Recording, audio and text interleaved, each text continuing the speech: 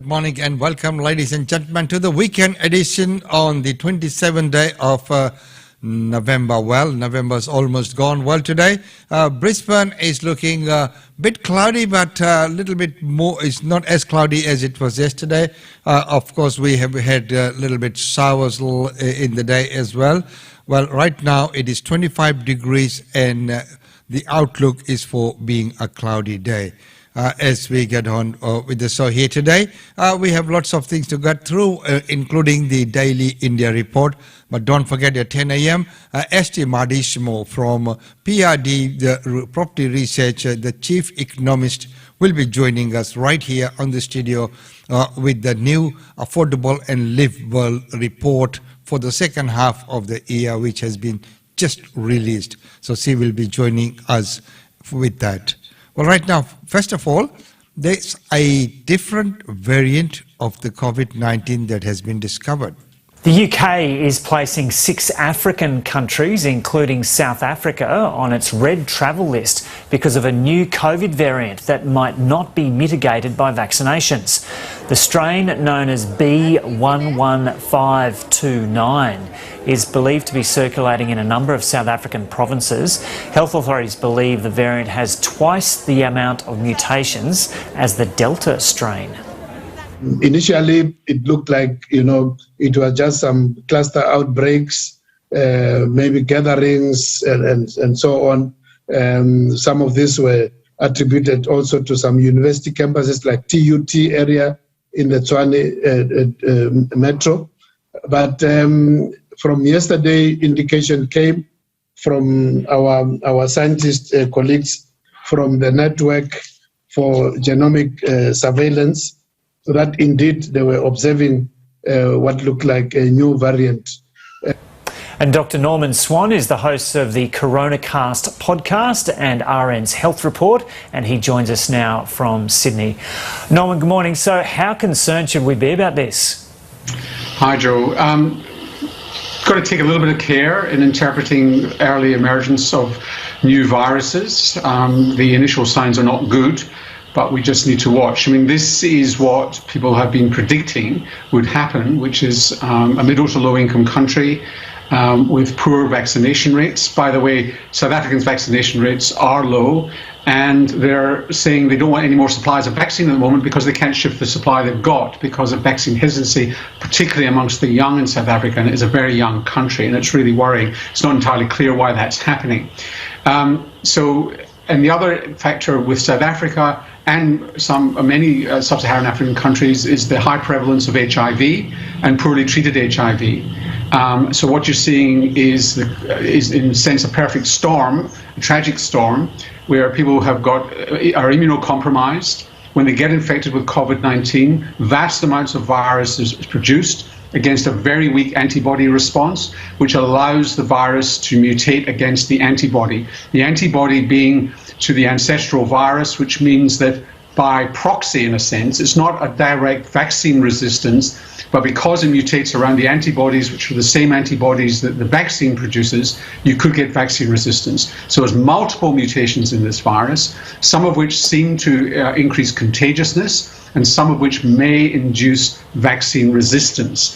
And it's gone from, South Africa had a Delta wave in their winter, same as ours, August, September, winter, spring, and now you are seeing this virus going from 0 to 75% of new infections in Gauteng province. They reckon 100% quite soon, that it's really muscling out even Delta. And so you've touched on this in that answer there, but I'll get you to go into a bit more detail on it for us. What are the early indications about the vaccinations that we've all had, Pfizer being most of them, but also AstraZeneca and Moderna now, that these vaccines would not protect against this virus if it made its way into Australia? There's simply not enough evidence yet about that to conclude. To make that conclusion. If you were to bet on this, and betting on the coronavirus is really not something you want to do if you want to save your money, but nonetheless, if you had to bet on it, you'd say that maybe what would happen with this virus is increased contagiousness, So you'd see cases going up, but the likelihood is that even though it's a bit vaccine resistant, you will still get protection against severe disease and hospitalization. So, but that's yet to be shown. These are very early days. We're talking about information that's really being released by the South Africans in the last 36 hours or so. And of course, now the new variant which has been discovered, but as Dr. Thomas Swan has said, it is quite early in the stage to make any decision. So all decisions will have to be made on a proper information basis. But at this point in time, he reckons it's still a little bit too early to say that. All right, now we go to Solomon Islands, where amongst all instability, Australia is going there to assist, but not intervene in their matters. Our purpose here is to provide stability and security to enable the normal constitutional processes within the Solomon Islands to be able to deal with the various issues that have arisen, and that be done in a climate of peace and stability and security. It is not the Australian Government's intention in any way to intervene in the internal affairs of the Solomon Islands. That is for them to resolve. I've made that very clear. Our presence there does not indicate any position on the internal issues of the Solomon Islands. It is there in direct response to a request made by the Prime Minister so we can be present to assist the Royal Solomon Islands Police Force to be able to ensure that police can provide stability and security so the normal constitutional processes can be undertaken. We anticipate this will be a deployment for a matter of weeks, but obviously we'll be assessing this on a very regular basis, and we wish those who are heading out this evening all the best for their safety. Of course, safety comes first in those kind of situations, heading out to, many of the Pacific Island nations, wherever there have been unrest or the constitution has not been upheld. Australia has always provided support, meaning trying to bring the stability so that the constitution is upheld, but not to intervene with the local politics there, because that is up for them to sort out, as the Prime Minister has mentioned. But right now we know that the whole of country is experiencing heavy rainfall, and which has caused a lot of flooding, especially across the pit. This picture is from Pitt Town, Sydney's northwest.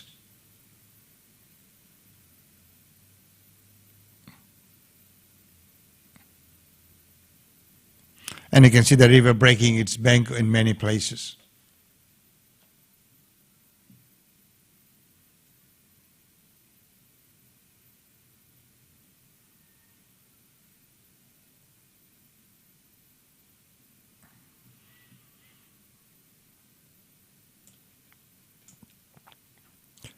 So from New South Wales, we'll come to Queensland and take a look at how the flood situation is shaping up here.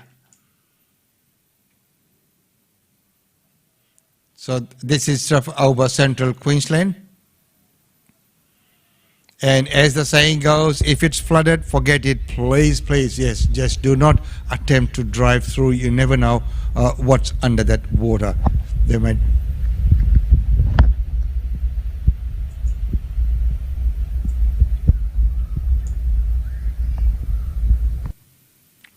And right now we'll go to Victoria, where we are almost 1 year out of Victoria's 2022 election. How is it shaping up? Here's that report. The next 12 months are set to be an election year like no other. After a thrashing last time, the coalition will need to claw back a massive 18 seats to form government.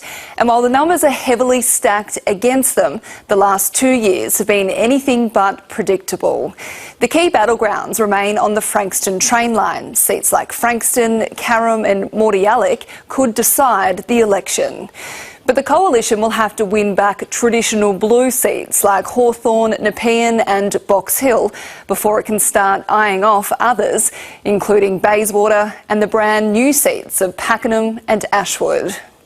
Melbourne's Outer West will be an interesting contest. Labor's biggest competition are independents. Seats like the new Point Cook, as well as Melton and Werribee, were some of the hardest hit by the pandemic and are areas that continue to experience growing pains as the population soars.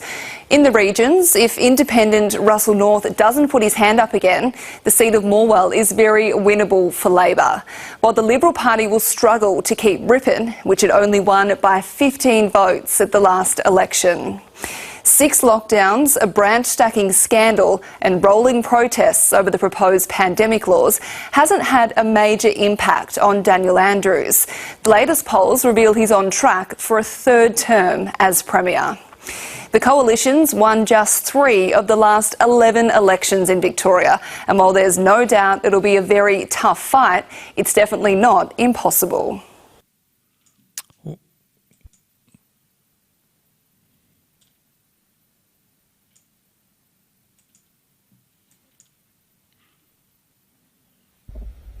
Well, as mentioned, that those seats which have really to be won, and it will be interesting to see 1 year on where those results lie and how it turns out to be at that time. Because the Liberals MPs are actually divided amongst themselves at this point in time. Here's that report from the Parliament House. Today we fix an important weakness. Scott Morrison putting the prime ministerial stamp on religious discrimination legislation. This bill ensures people can't be persecuted for moderately expressing a reasonable belief. What could be fairer than that? What do we want? A long time coming, the bill promised in the aftermath of the same-sex marriage debate 4 years ago.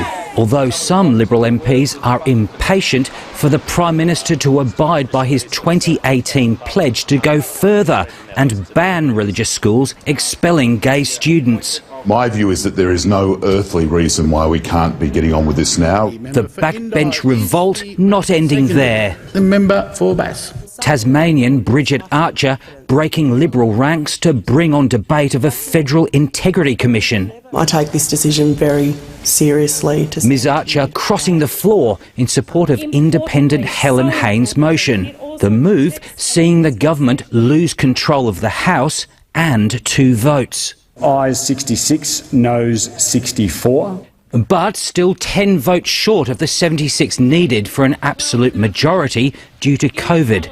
Today you saw, I think, the absolute lioness of the 46th Parliament, Bridget Archer.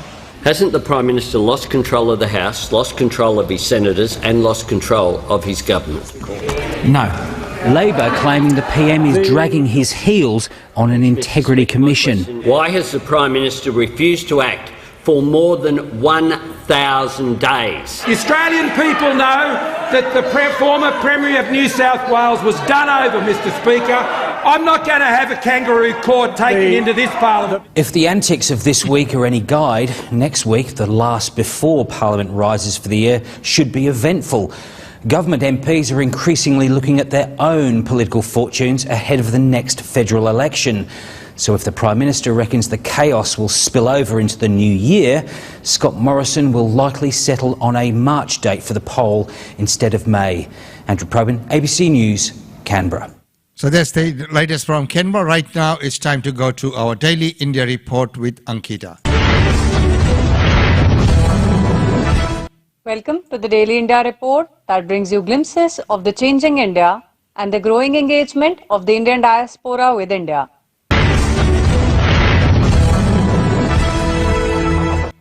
In our first story, due to yet another COVID-19 variant, India issues new travel guidelines for travellers coming from 3 specific countries. The Indian Health Ministry on 25th November issued a direction to all states that international travellers coming from and transiting through Botswana, South Africa and Hong Kong must be subjected to rigorous screening and testing due to multiple cases of COVID-19 variant B.1.1.529 reported in these countries. Health Secretary Rajesh Bhushan said India's National Centre for Disease Control has reported to the Health Ministry that multiple cases of COVID-19 variant B.1.1.529 have been reported in Botswana, South Africa and Hong Kong. Bhushan said that the variant is reported to have a significantly high number of mutations and thus has serious public health implications for India in view of the recently relaxed visa restrictions and opening up of international travel. These countries are part of the at-risk country category of international travelers coming to India. They will be subjected to rigorous screening and testing, and all their contacts will also be closely tracked and tested as per the Health Ministry guidelines for this category. The states will now have to send the samples of travelers turning positive to designated labs of Indian SARS-CoV-2 Genetics Consortium that tracks and monitors emergence and transmission of COVID-19 variants of concerns and variants of interest in India. Also, state surveillance officers will have to coordinate with the INSACOG labs and undertake test track tree to prevent the spread of the variant and formation of cluster of cases. The National Institute for Communicable Diseases, the National Public Health Institute of South Africa, said that a new COVID-19 variant, B.1.1.529, has been detected in South Africa with 22 positive cases recorded following genomic sequencing.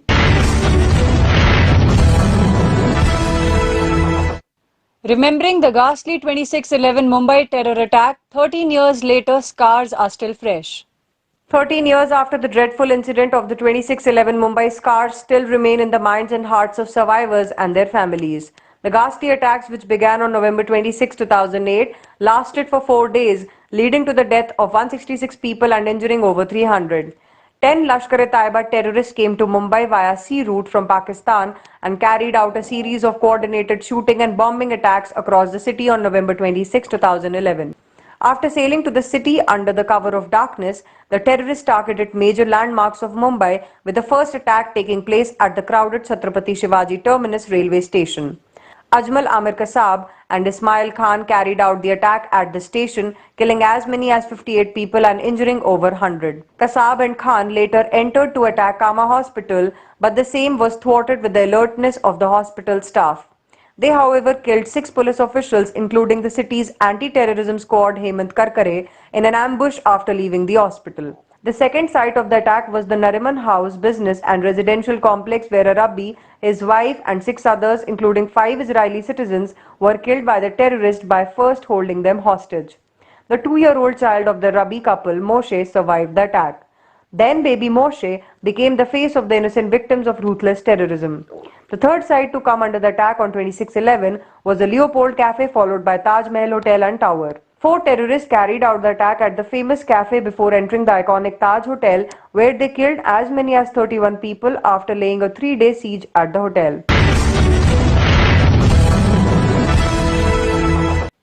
Indian Foreign Minister Jai Shankar condemns repeated bids of Pakistan to bring bilateral issues into SCO. In a tactic swipe at Pakistan, India's External Affairs Minister S. Jai Shankar condemned repeated attempts to bring the bilateral issues into the agenda of the Shanghai Cooperation Organization and said such efforts violate the grouping's charter. Jai Shankar made the remarks while addressing the meeting of the SCO Council of Heads of Government that was held virtually under the chairmanship of Kazakhstan.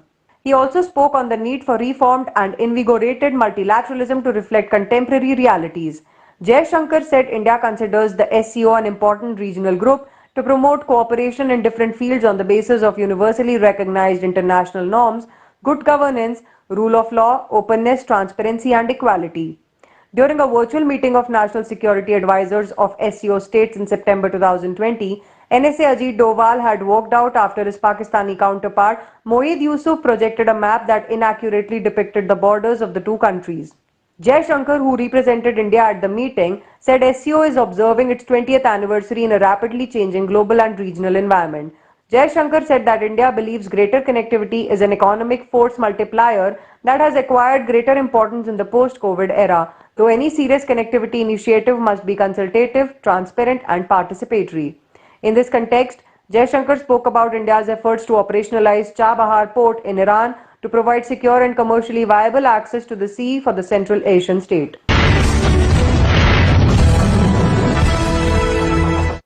Indian Prime Minister Modi to inaugurate 10th edition of Vibrant Gujarat Global Summit.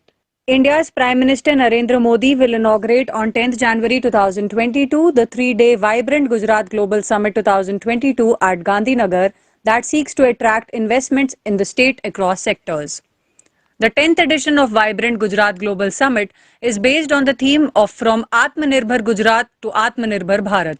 Several heads of state and CEOs of multinational companies, besides a large number of domestic investors, are likely to participate in the 10th edition of the Vibrant Gujarat Global Summit, scheduled to be held during January 10th to 12th. The summit will host flagship events on key national initiatives such as PM Gati Shakti National Master Plan, renewable energy, electric mobility and futuristic technology and innovation.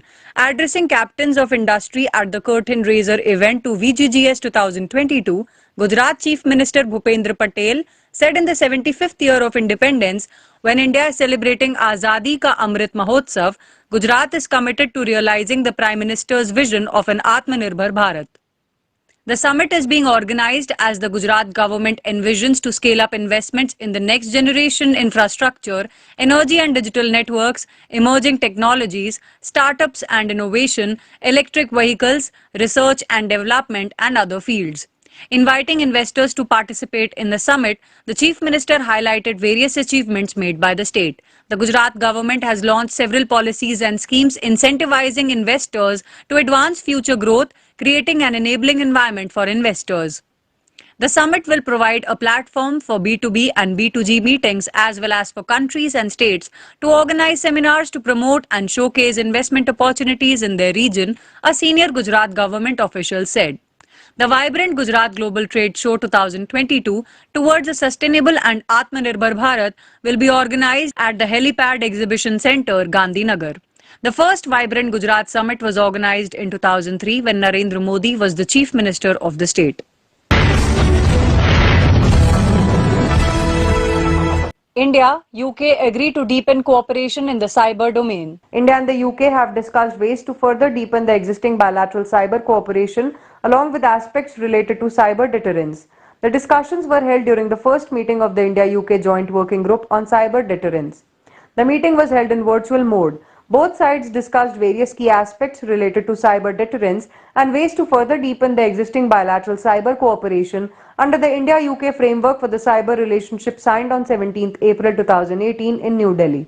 The Indian delegation was led by Atul Malhari Gotsurve, Joint Secretary from the Ministry of External Affairs, while the UK delegation was led by Will Middleton, Cyber Director from Foreign Commonwealth Development Office.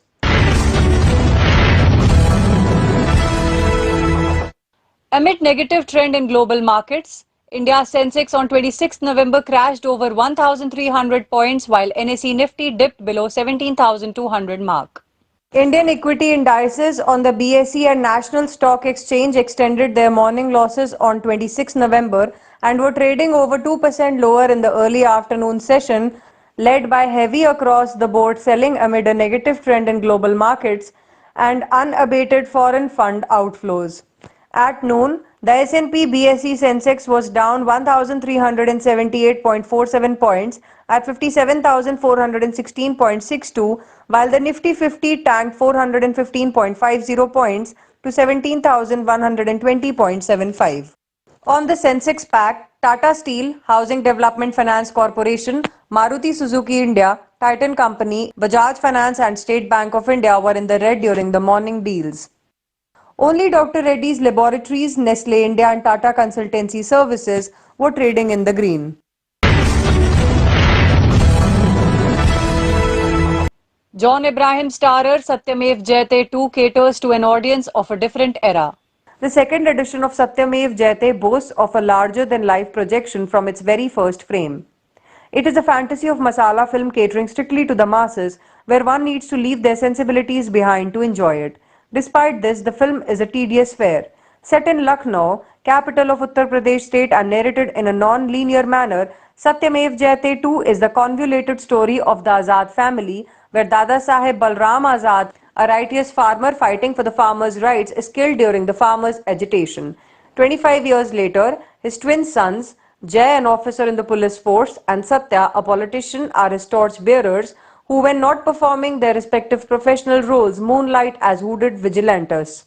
And blood flows while the vigilant brothers deal with various issues like doctors' strikes in government hospitals, food poisoning cases in schools, reprimanding irresponsible government officials who are deputed to deal with pension dues, and those responsible for the collapse of a flyover.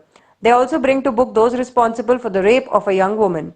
Except for the fans of John Abraham, who would be thrilled with getting a triple dose of their favorite action hero as Dada Saheb Azad, Jai and Satya, the others would wince seeing too much of a non-performing actor. John has a good screen presence and he looks good in poser shots, but his acting abilities are highly questionable. Emoting is not his strong point, and this can be noticed when his lips do not sync with the lyrics in the songs or when he mouths his dialogue sans emotions. That's all for this bulletin of Daily India Report. Thank you for watching. And thank you very much, Ankita. We'll be back on Tuesday with the next installment of the Daily India Report. Well, right now, it's time to take a look at some of the functions and events taking place right here in Brisbane.